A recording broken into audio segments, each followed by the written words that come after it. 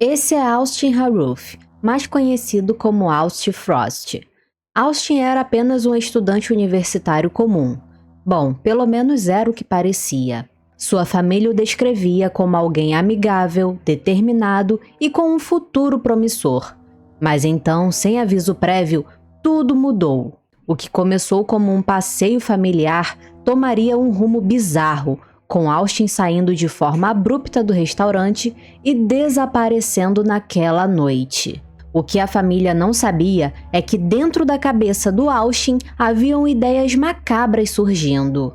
Amigos e familiares começaram a se preocupar com a ausência do Austin, até que a notícia de que um crime perturbador que acabara de acontecer mudaria para sempre a vida de duas famílias. Esse é mais um daqueles casos que nos faz questionar o motivo pelo qual um jovem cheio de vida e sem antecedentes criminais decidiu tirar a vida de uma família inocente de uma forma tão brutal que deixou até mesmo a polícia chocada. Bem-vindos ao canal, eu sou a Kim Siqueira. Se você gosta de casos criminais, sobrenaturais e mistérios, se inscreva no canal se ainda não for inscrito. Já deixa aquele like agora no início do vídeo para ajudar o meu trabalho.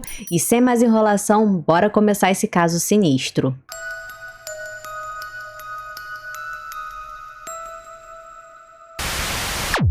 Em 2016, um crime chocante deixou a população da Flórida apavorada. O caso ocorreu na cidade de Júpiter, no condado de Palm Beach, conhecido por ser o paraíso litorâneo dos ricos e famosos. 15 de agosto de 2016 era para ser apenas mais um dia comum e quente de verão. O casal John Stevens, de 59 anos, e sua esposa Michelle Stevens, de 53 anos, estavam seguindo sua rotina habitual. O casal tinha o hábito de sentar em sua garagem durante a noite para tomar ar fresco e relaxar. Era algo muito comum naquela cidade, principalmente em dias quentes como aquele. John era um homem de família. Ele amava pescar, adorava cozinhar e também serviu na Força Aérea dos Estados Unidos quando era mais jovem. Michelle era uma pessoa amorosa e acolhedora com todos que conhecia. Ela era filha do ex-prefeito de North Miami Beach, então não é surpresa que os dois fossem muito queridos e conhecidos na comunidade. John e Michelle moravam em uma casa consideravelmente grande, situada na rua Cook Lane. Os dois amavam aquela casa e frequentemente recebiam a visita de amigos e familiares. Como eu disse antes, o casal tinha o costume de sentar em frente à garagem com a porta aberta durante a noite. Eles ficavam sentados por horas conversando e aproveitando a companhia um do outro. Mas eles jamais imaginariam que aquela vida aparentemente perfeita terminaria de uma forma tão trágica. Naquela noite, por volta das 21 horas, um vizinho voltava de sua caminhada quando passou em frente à casa de Michelle e John. O que aquele homem viu só poderia ser descrito como algo saído de um filme de terror. Um homem estava curvado sobre o outro, e o que ele estava fazendo definitivamente não era normal. O homem não estava apenas atacando o outro, mas literalmente comendo seu rosto. O vizinho, apavorado com a situação, mas determinado a ajudar o John, correu para tentar parar o ataque. Mas infelizmente ele também foi atacado violentamente. E após conseguir escapar de alguma forma, ligou imediatamente para o 911. 911, do you need fire, police, or medical? Please, and medical. Medical on the line. Wait, sir. Don't open that. Don't open that. Fire rescue, what's your address? Young man beating up a woman across the street. Okay, are they outside or in a house? It's in a garage. Okay, can you tell if he has any weapons? I think he had a knife, but I'm not positive. Okay, can you tell if she's injured or he's injured? Say again? Are either of them injured? Can you tell from where you are? Yes, there's a girl laying on the ground. He beat her up. I ran over there. I'm bleeding profusely here at the moment. Okay. I don't know what happened. All right, and can you tell if she's conscious or is she unconscious? Say again? Can you tell if she's conscious? No, it does not appear so, no. Okay, and what kind of injuries do you have? I've been stabbed in the back. With a knife? Yes, I believe so. It was tough to tell. Okay, you couldn't tell how long it was or anything? I needed an ambulance. And please, Yeah, we're quick, sending please. them. We're sending them. And where is he? Is he Yeah, I think in he's the still area in the garage, right across the street from my house. All right. What's your name? Okay. All right, we're going to get the paramedics right out there. Sir, what did the guy look like? Was he white, black, Hispanic? He is white, You know how old he is? about 25 years old, And what was he wearing? shorts and a T-shirt. Do you know who he is? I have no idea. Does he live at that house, or No, he does not. did the female look familiar to you? I believe it was the daughter of the house that lives over there. I'm not positive. Can you have your wife or I don't want you moving if you've been stabbed, but can you have your wife or someone look out and see if he's still there? I don't know. See if that car's still there, honey. It appears he's still there. And you said you definitely saw a knife and that's what he hit you with in the back? No, I did not see it, but my wife's looking at my back and it appears I got punctured. Yep, bad. In the neck, in the head, three puncture wounds. Okay, we got units en route, okay? All right, I'm bleeding pretty bad. We got an ambulance and everybody en route. Just stay right there and stay calm, okay? Okay, thanks. All right. Cerca de 10 minutos depois, o primeiro carro da polícia chegou ao local e presenciaram a mesma cena. Um homem curvado sobre o outro, literalmente comendo seu rosto. Sem perder tempo, um dos policiais sacou um taser e exigiu que o homem parasse com o ataque, mas sem sucesso. O policial então disparou o taser e, mesmo com a eletricidade passando pelo corpo do homem, não fez diferença alguma. O homem continuou comendo o rosto de John. Mais policiais chegaram ao local, incluindo um cão K9. Todos eles lutaram para detê-lo, e nada do que eles fizeram pararam aquele homem. Os policiais chegaram até mesmo a chutar a cabeça do homem, e nada aconteceu, era como se ele tivesse tomado por uma força sobrenatural. Até mesmo o cão da polícia atacou o homem, e nem assim ele saiu de cima do John. Foram necessários 4 policiais e o cão para finalmente imobilizá-lo e colocá-lo sob custódia. Quando o homem foi preso, ele pediu para os policiais que o matassem, e também disse que havia ingerido algo ruim. E quando os policiais questionaram o que ele havia comido, ele respondeu: carne humana. No entanto, já era tarde demais para salvar John Stevens, e tragicamente ele não seria o único a perder a vida naquela noite. Com o suspeito imobilizado na maca, os policiais entraram mais um pouco na garagem e encontraram o corpo de Michelle Stevens no chão. Michelle havia sido esfaqueada até a morte. O casal sofreu traumas massivos em várias partes do corpo, incluindo lacerações, facadas e traumas contundentes. Também foi observado pela polícia que não haviam evidências que sugerissem que o assassino conhecia o casal. Na verdade, parecia que o casal tinha sido selecionado ao acaso. Tudo indicava que era um ataque aleatório a 2 pessoas que estavam sentadas em frente à sua garagem. Aquele vizinho que tentou ajudar o casal ficou gravemente ferido e precisou ser hospitalizado e passou por uma cirurgia. Mas quem era aquele cara? Por que ele cometeu algo tão cruel com aquele casal? Diferente do que as autoridades imaginavam, a verdadeira história do assassino, de alguma forma, se tornaria ainda mais trágica. Ele era apenas um jovem estudante brilhante, de classe média alta, sem antecedentes criminais, que em um ataque de fúria jogou seu futuro no lixo naquela noite. Não demorou para que a polícia identificasse o responsável pelo ataque brutal a John e Michelle. O homem alto, musculoso, extremamente forte e canibal era Austin Harrouff, de 19 anos, que estava no 2º ano da faculdade de medicina. Austin nasceu em 21 de dezembro de 1996 em Júpiter, na Flórida. Filho de Wade Harrouff e Mina Harrouff, seu pai era um dentista e sua mãe farmacêutica. Durante a infância, Austin e sua irmã caçula viveram em um lar totalmente instável, presenciando brigas frequentes entre seus pais até o divórcio do casal em 2013. Após o divórcio, Austin e a irmã decidiram morar com a mãe. É dito que o Austin era um menino estudioso, muito calmo, tranquilo e que tirava excelentes notas na escola.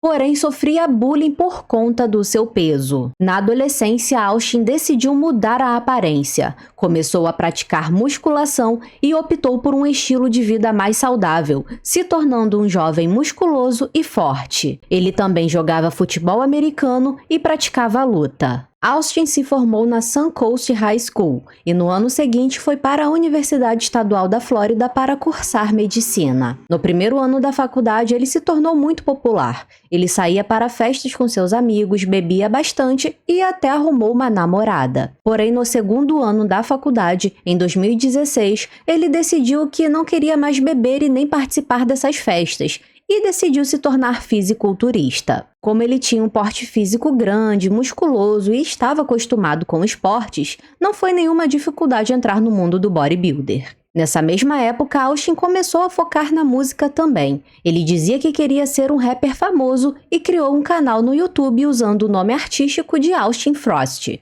Ele usava seu canal para documentar sua jornada no mundo fitness e falar sobre fisiculturismo. Nessa mesma época, ele passou a trabalhar junto com o pai dele no consultório, que, como eu mencionei anteriormente, era dentista. Nas férias de verão, Austin foi visitar sua namorada, mas depois dessa viagem, inesperadamente, o comportamento do Austin mudou da água para o vinho. Ele passou a apresentar diversos sintomas de que não estava mentalmente bem, e mais pra frente eu vou falar com detalhes sobre isso. Austin também mantinha anotações à mão, como se fosse uma espécie de diário, em que ele claramente dizia sentir que não se encaixava e que seus colegas não gostavam dele. Em alguns trechos ele questionava a própria sanidade, se perguntando se isso acontecia porque ele era doido ou se tinha outro motivo. Infelizmente, nessa mesma época, Austin passou a ingerir substâncias ilícitas para tentar lidar com aqueles pensamentos. Nos últimos vídeos postados no YouTube, Austin agia de maneira estranha, sinalizando que algo estava muito errado com ele. Claro que a primeira coisa que pensamos é que era apenas um jovem postando coisas bobas e sem sentido. Mas definitivamente não era apenas isso. Cerca de uma semana antes do crime, o comportamento do Austin piorou. Ele doou todos os seus pertences e passou a apresentar comportamentos paranoicos. Ele passou a não dormir e, quando dormia, acordava apavorado, dizendo que algum tipo de demônio estava o perseguindo. Até seus amigos perceberam essa mudança e disseram que ele estava agindo de forma incomum. Em 12 de agosto de 2016, apenas 3 dias antes do crime, Austin foi trabalhar e começou a falar com seus pacientes sobre Deus e até mesmo dizia que se sentia como Jesus. Ele até dizia aos pacientes que se sentia cheio de amor, paz e alegria, e em determinado momento pegou os instrumentos e derramou água sobre eles e começou a rezar, como se fosse algum tipo de ritual. Outro fato que chamou a atenção das pessoas foi quando o rádio estava tocando uma música ao fundo, e Austin jurou que era Deus enviando sinais, como se fosse uma mensagem para ele. Naquela noite, quando ele voltou para casa, o humor dele mudou repentinamente. Ele afirmou que tinha visto o diabo na frente dele e, em um surto, jogou todas as suas drogas no vaso sanitário e deu descarga. Em seguida, decidiu que iria passar a noite na casa de um amigo. Nesse mesmo dia, Austin postou seu último vídeo no YouTube intitulado "O que eu sou no fisiculturismo?", onde ele fala sobre acreditar em si mesmo, não seguir fisiculturistas famosos e afirma que não precisa de drogas. Em 13 de agosto de 2016, 2 dias antes do crime, Austin contou a seus familiares e amigos que sentia uma conexão estranha e especial com os animais. Austin alegou que os entendia e que, além disso, os animais lhe davam poderes especiais. Naquela manhã, ele foi a um restaurante e, enquanto estava lá sentado bebendo um copo de água, se convenceu de que Deus estava falando com ele. E para o Austin, esse copo de água era, na verdade, a fonte da juventude. Mais tarde, naquele dia, um de seus amigos que tinha uma caminhonete Dodge Ram decidiu dar uma carona para ele. Na caminhonete tinha a logo da Dodge,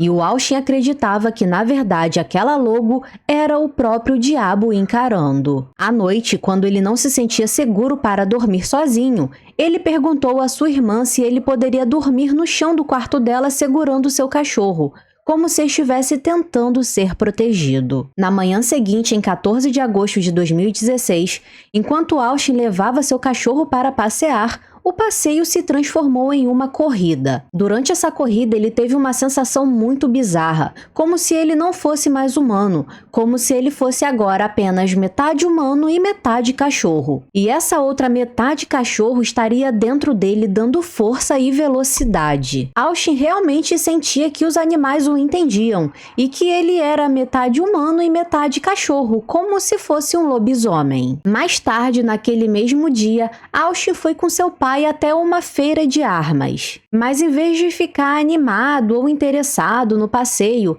ele disse para o pai que estava se sentindo paranoico, como se algo estivesse errado com ele, mas ele não sabia dizer o porquê. E mesmo com Austin apresentando comportamento paranoico e dizendo para o pai que não estava bem, seu pai comprou um jogo de facas para ele nessa feira. Ainda nesse dia, o Austin, em um dos seus surtos, pensou em comer uma cobra, pois na sua cabeça, ao comer o animal, ele teria poder sobre o diabo. Mesmo com essa série de alertas de que o Austin não estava mentalmente bem, de que ele precisava de alguma ajuda, sua família não procurou levá-lo a um médico para saber o que estava acontecendo. Simplesmente ignoraram os fatos. Até que chega o fatídico dia 15 de agosto de 2016. Nesse dia, Austin foi para a praia de manhã e depois para uma festa na casa de um amigo da fraternidade. Depois ele foi para um restaurante bem próximo da sua casa para jantar com seu pai, sua madrasta e sua irmã. Mas durante o jantar ele ficou nervoso do nada e acabou discutindo com o pai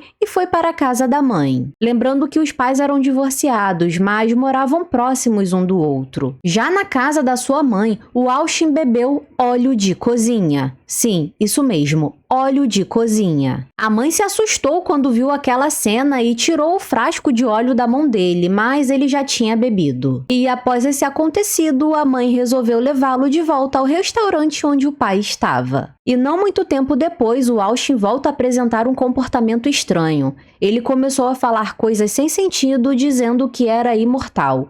E então saiu às pressas do restaurante totalmente paranoico e começou a correr pelas ruas. Preocupados com o Austin e sem saber para onde ele poderia ter ido, os seus pais entraram em contato com os amigos para saber se alguém tinha alguma informação dele ou se alguém tinha o visto. Infelizmente, no meio do caminho, o Austin cruzou com o John e a Michelle. Quando o Austin se aproximou da casa do casal, ele viu um tipo de figura assustadora e, com medo, correu em direção à luz.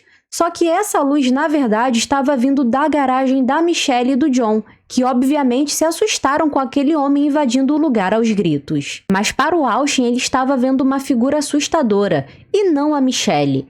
Foi nesse momento em que ele a esfaqueou com uma das facas que ele havia ganhado do seu pai. E quando ele se virou e olhou para o John, viu a mesma figura sombria. E então o atacou. Durante o ataque, o Austin também usou algumas ferramentas que estavam na garagem para ferir o John. Inclusive, ele encontrou 1 litro de alvejante na garagem e bebeu esse alvejante. Por volta das 21h20, a polícia recebe a ligação do vizinho do casal, o Jeff Fisher. Ao ser preso pela polícia no local do crime, Austin não foi levado para a delegacia, e sim para o hospital, onde precisou ficar internado por 2 meses devido aos ferimentos que eram gravíssimos, pois além de ter ingerido produto de limpeza, ele foi golpeado pelos policiais e pelo cão K9, na tentativa de fazer com que ele soltasse o John. Já no hospital, o Austin ficava imitando animais. Ele latia e emitia sons como se fosse um bicho, o que levou a polícia a acreditar que ele estava sob o efeito de algum tipo de droga alucinógena durante o crime. Após receber alta do hospital, Austin foi transferido para a cadeia do condado de Martin no dia 3 de outubro de 2016. Ele foi acusado de duplo homicídio em 1º grau e uma tentativa de homicídio. Após a prisão, especialistas em psiquiatria determinaram que Austin estava em um estado mental severamente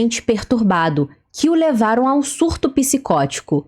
E devido a esse quadro, ele não conseguia distinguir o que era certo ou errado, o que o tornaria legalmente insano. A polícia encontrou um histórico de pesquisas perturbador no computador do Austin. Nas semanas que antecederam o crime, ele pesquisou na internet coisas como alucinações auditivas ao adormecer, como relaxar minha mente, o que é o inferno, como vender minha alma ao diabo, como saber se estou ficando louco e ouvir coisas durante o sono. De alguma forma, o Austin estava procurando uma resposta para o que ele estava passando naquele momento, e ele deixou claro para todo mundo que ele não estava bem. Mas, estranhamente, ninguém se importou. Desde o começo ficou claro que esse não seria um caso criminal típico. A defesa de Austin rapidamente se concentrou em seu estado mental, argumentando que ele era legalmente insano na época do crime e, portanto, não deveria ir para a prisão. Seu comportamento nos dias que antecederam os ataques,